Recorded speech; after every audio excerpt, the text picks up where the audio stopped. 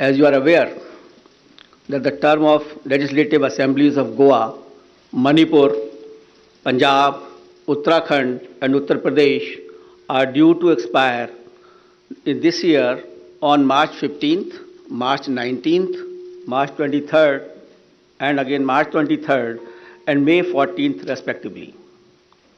A total of 690 assembly constituencies will go poll this time. 5 राज्यों में आज चुनाव की तारीखों की घोषणा होने जा रही है। इसके साथ ही देश के सबसे बड़े राज्य उत्तर प्रदेश में लोकतंत्र के सबसे बड़े पर्व का श्री गणेश हो जाएगा। पंजाब, उत्तराखंड, गोवा, मणिपुर में भी सियासी तापमान बढ़ चुका है। इलेक्शन डेट्स की घोषणा के साथ ही आदर्श आचार संहिता लागू हो जाएगी। उत्तर प्रदेश विधानसभा चुनाव की तारीख तय हो गई है। चुनाव 7 चरण में होंगे। पहला चरण 10 फरवरी को होगा, दूसरा चरण 14 फरवरी को होगा, तीसरा चरण 20 फरवरी को होगा और चौथा चरण 23 फरवरी को होगा। पांचवा चरण 27 फरवरी को होगा, छठा चरण 3 मार्च को होगा, सातवां चरण 7 मार्च को होगा और वोटिंग का रिजल्ट 10 मार्च को होगा। इस बार चुनाव खर्च बढ़ाया गया है। राज्यों के दर्जों के मुताबिक विधायक उम्मीदवार 28 लाख से 40 लाख रुपए चुनाव में खर्च कर सकते हैं। आयकर, DRI, रेलवे सहित कई एजेंसियों और संस्थाओं को अलर्ट किया गया है कि नशीले पदार्थ, शराब, कालाधन या अन्य फोकट में बांटने की चीजें लाने ले जाने वालों पर कड़ी निगाहें रखी जाएंगी।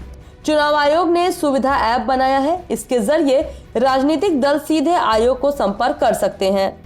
CEC सुशील चंद्रा ने कहा कि सभी बूथ पर पुरुष और महिला सुरक्षा कर्मी तैनात होंगे। दिव्यांगों के लिए विशेष इंतजाम होंगे। हर बूथ पर वेंटिलेटर मदद करेंगे। व्हीलचेयर भी बूथ पर होगी। कोविड प्रभावित या कोविड संदिग्ध के घर वीडियो टीम के साथ आयोग की टीम विशेष वैन से जाएगी, वोट डलवा कर आएगी। आपराधिक पृष्ठभूमि के उम्मीदवारों के लिए अखबार, टीवी और मीडिया और वेबसाइट के होम पेज पर 3 बार अलग अलग चरणों पर जानकारी सार्वजनिक करनी होगी। जनता को पता चले कि उनके उम्मीदवार कैसे हैं।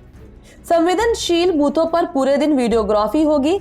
5 राज्यों में 1 लाख से ज्यादा बूथों पर लाइव वेबकास्ट होगा। इस बार 1250 मतदाताओं पर एक बूथ बनाया गया है। पिछले चुनाव की तुलना में 16% बूथ बढ़ाए गए हैं।